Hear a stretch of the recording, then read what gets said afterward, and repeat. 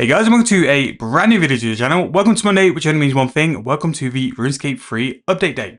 So today, quite a big one and quite an update which would have been absolutely huge a couple of years ago. But you know what? Beggars can't be choosers. It's finally come to the game. We now have Demonheim Dungeoneering high scores. Not only that as well, in terms of the update for this week, they've put in a couple of things which I think are worthwhile talking through and explaining as well. But this is going to be quite a small update with some big impacts going forward and actually might bring a bit of life into Dungeoneering once again. So if you are enjoying the videos, please make sure to leave a like on the channel, subscribe if you're brand new. We are pumping out a video a day for the foreseeable with moneymakers, guides and plenty of other different stuff relating to RuneScape 3. So to get started, in terms of this post, we kind of go on a different angle and we're looking at the player avatar as well as some player avatar news. Now originally it was going to be the release date for player own avatar today. However, they have pushed this back now to June 8th. Now, the reason why we're looking to do this is because of the feedback as what they've received in terms of the player avatar beta, and they're looking to make some improvements and slightly amend some things just to make sure that when it was released, it is correct. Now, people might think this is a bit of a bad thing to look at, but this is an improvement of what we've experienced with previous updates. So in terms of updates for this year, we have noticed already that there's been a couple of which have been released which haven't been the final finished product. And the following weeks after they've been released, they've had to have changes, and even the updates in terms of like 120 thieving, they had to change majorly a couple of months afterwards. So to see the Jagex are taking some more time to make sure the update when it releases is going to come out, the avatar is quite an important update because especially like the newer players coming to the game, the look and the feel of the characters is quite an important aspect to the game. So to see that they're trying to take as much time as possible to delay the release and to make sure it's perfect and when it needs to be, it's really nice to see that they've done this, but also communicating it as well. So these are really two big points which have happened in terms of this post, which are very beneficial for us. And it's nice to see that it's that kind of direction going forward. So June 8th is going to be the release. Some things which they're looking and they want feedback for is appearance of the head and interfaces, which has been improved. Hairstyles as well, and the body proportions along with the face of the female has been slightly tweaked. And then the colour and vibrancy of certain clothing textures have been improved to make them appear less washed out. But again, this has all been done in the beta, so please go and have a look at the beta if you've already done it and provide feedback through the relevant channels. Because again, all the feedback which is sort of passed through makes this worthwhile. Now, once this has been released, they have also dropped a message to say, look, if it's released and there's stuff they need to improve further down the line, they will react to it. They are still looking through feedback from this sort of time now all the way till the update and after the update as well. They are not against making changes, which again is nice. The amount of times an update has not been correct and we've fed back to it and nothing's been done has been quite a lot over the past couple of years. To see that they're still going to keep the finger on the pulse once the update's released and then move it going forward and make any changes needed will be a nice sort of new aspect to it as well. But that's the first bit of this post is going to be the player avatar. If you are interested in that and you want to go and try the beta out as well, go and check the post. It's got links to all the stuff as well. And if you're looking to feedback, the Discord and Reddit are the best place for you guys to do it, especially Reddit. I've noticed that every week we've had like an update or a post or something like that. There's been a lot of communication with the mods in terms of that as well. So the main piece of the update today is going to be that speedrunning is going to be available for Dungeoneering. So this is going to be in multiple different ways. But speedrunning is something which kind of made Dungeoneering competitive and very popular back in the day. Now, Dungeoneering, since the update, I've played the update quite a bit since the past week and done a lot of Dungeoneering, especially on the Hog account. And it is so significantly improved and streamlined and smooth. But I'm a massive fan of this, so speedrunning never really had the better chance to do it than it does now. Is it as technical and as skillful as when people used to key without the key bag? No, but I still think it's a really good time to go and try and see how quick you can do your speedruns and if you can go and get some of the titles.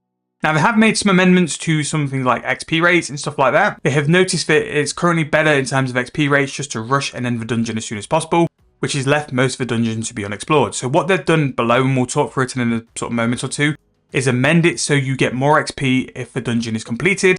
If you're just simply going to rush the boss and then just kill it and end the floor, you will be capped on your XP as well. The warped stone as well has had some amendments to its drop table. So originally you would only be viable for the warped stone if you attacked the boss.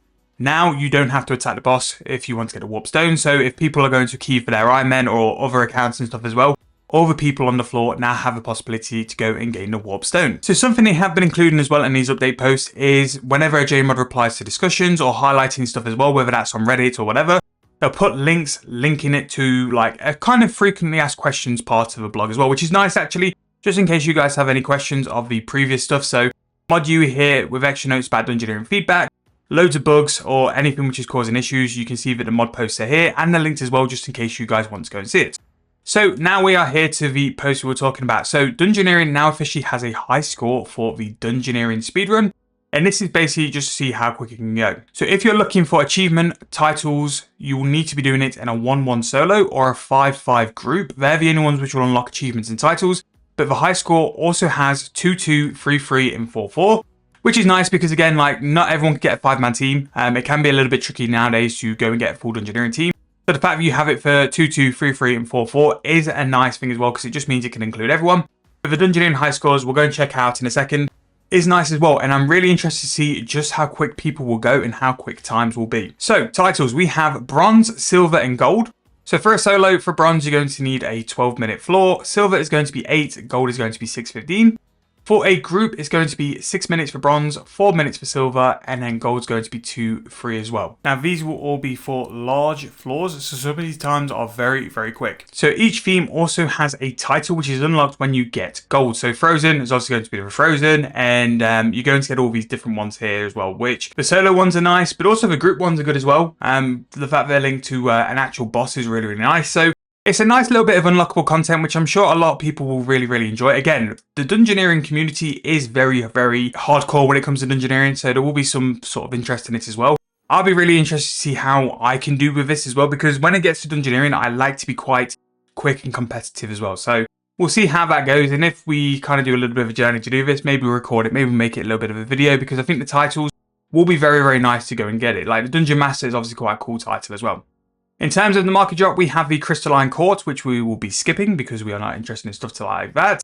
So next, they've put a little bit of changes to the Giant Mole. This is a little bit of a meme because they've put at the bottom that none of these changes are actually going to go live. Again, this is a Reddit thing of people wanting the Giant Mole room to be bigger, smaller, or whatever. So they've hotfixed some stuff regarding Dungeoneering as well. Again, if you want to go check that out, as always, I'll put the link here. So Dungeoneering Remastered. So these are some of the fixes they've mentioned. So as you can see here, the floor modifiers have been reduced. So a small size modifier is now from 50% to 0. Medium is now 350 to 250. And then a large is 850 to 500.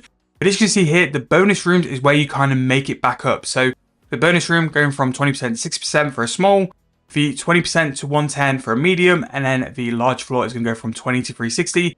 Will kind of make up the majority of what's been lost in terms of that as well. So really the emphasis on here as well, if you complete the full floor, complete all the rooms, you will not see a difference. What this is trying to counteract is people who are starting the Dungeoneering floor, basically rushing to the boss and then doing the boss for the optimal XP, which is kind of not what they were trying to do with the whole Dungeoneering thing. Anyway, and that is pretty much it in terms of updates this week. As always, I'll give you guys the link to this to go and check out. The main thing really is that the speedrunning titles are here, the speedrunning content is here as well, and there's also a high score as well. The player avatar has been pushed back to June the 8th, just to make sure that they can make sure that things are correct. And then if you go to the high scores now, there should hopefully be a little thing for Dungeoneering, which there is. So if you can see here, Dungeoneering has different parts of it as well. So you can have a look for solo, 2, 3, or 5, and eventually you can see what times it is. So we've just seen a 5-man team here do 2 minutes, 8 seconds, which is, yeah, that is quick. However, that's going to wrap up the video for today. Really hope you guys enjoyed. Let me know if there's any content you guys want to see going forward as well. Thank you guys so much for watching. Really hope you enjoyed. I'll see you guys very soon in the next video.